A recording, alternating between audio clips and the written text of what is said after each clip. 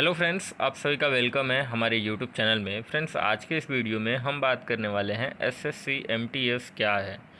SSC MTS के लिए eligibility criteria क्या चाहिए, एज लिमिट क्या मांगी जाती है और कौन कौन से पोस्ट होते हैं एसएससी एमटीएस के अंदर और इसका एग्ज़ाम पैटर्न क्या है, सिलेक्शन प्रोसेस क्या है, सैलरी कितनी तक मिल जाती है, ये सभी पॉइंट्स पे हम डिस्कस करने वाले हैं।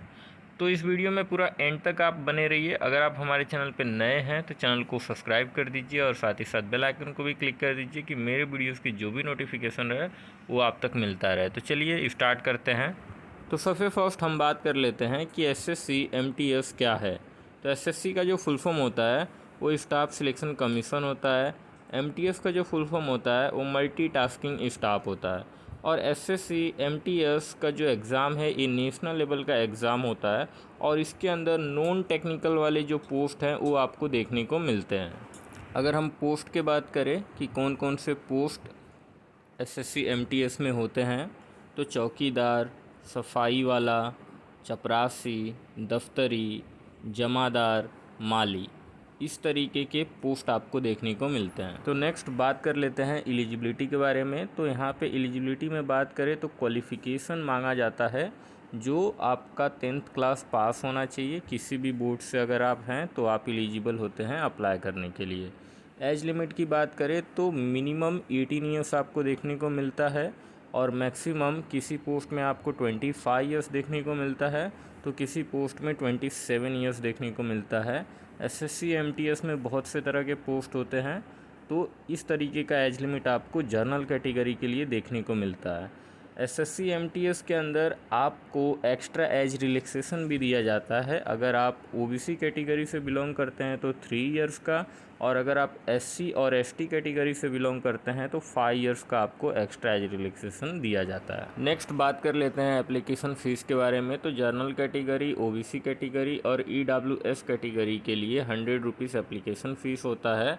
एससी, एसटी, पीडब्ल्यूडी और एक्स सर्विसमैन के लिए यहाँ पे छूट दी जाती है और वुमेंस ऑल कैटेगरी के लिए भी छूट दी जाती है। सिलेक्शन प्रोसेस की बात करें तो यहाँ पे 3 स्टेजेस हैं सिलेक्ट होने के।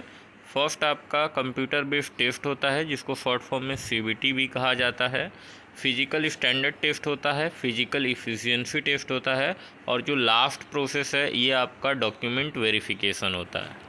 नेक्स्ट बात कर लेते हैं एग्ज़ाम पैटर्न के बारे में। तो जैसे कि गाइस सिलेक्शन प्रोसेस में मैंने बताया कि जो फर्स्ट स्टेज होता है वो आपका कंप्यूटर बेस्ड टेस्ट होता है। तो इसके अंदर 2 सेशंस होते हैं और ये सेशंस के अंदर 2 पेपर्स होते हैं। एक आपका फर्स्ट सेशन में जो पेपर होता है वो न्यूमेरिकल एंड मैथमेटिकल एबिलिटी का पेपर होता है जिसके अंदर 20 क्वेश्चंस होते हैं, टोटल 60 मार्क्स के होते हैं। Reasoning ability and problem solving के क्वेश्चंस होते हैं। ये पेपर सेकेंड है, इसमें भी 20 क्वेश्चंस होते हैं और 60 मार्क्स के होते हैं।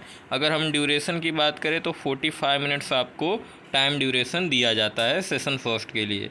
ठीक इसी तरह से सेशन सेकंड के लिए भी 45 मिनट्स दिया जाता है और इसमें भी 2 पेपर होते हैं। एक होता है जर्नल अवेयरनेस और दूसरा होता है इंग्लिश लैंग्वेज एंड कॉम्प्रीहेंशन। ये दोनों में ही 25 क्वेश्चंस होते हैं और दोनों ही 75 मार्क्स के पेपर होते हैं। तो गाइस ये है आपका कंप्यूटर बेस्ड टेस्ट का एग्ज़ाम पैटर्न। नेक्स्ट बात कर लेते हैं सैलरी के बारे में। तो आपको यहाँ पे मिनिमम 26,000 से लेकर 32,000 तक आपको पर मंथ सैलरी मिल जाता है। ये इन हैंड सैलरी है, सारा कुछ डिडक्शन होने के बाद आपको पर मंथ मिल जाता है।